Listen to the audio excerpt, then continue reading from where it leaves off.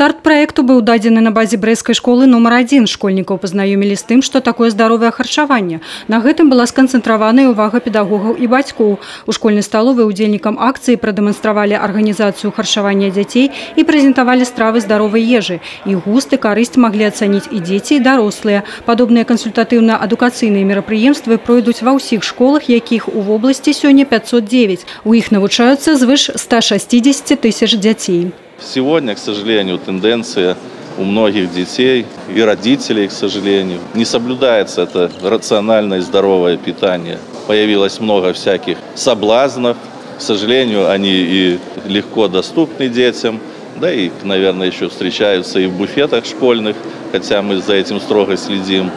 И поэтому, конечно, дети уже в раннем возрасте наживают себе, можно так сказать, всякие болезни желудочно-кишечного тракта.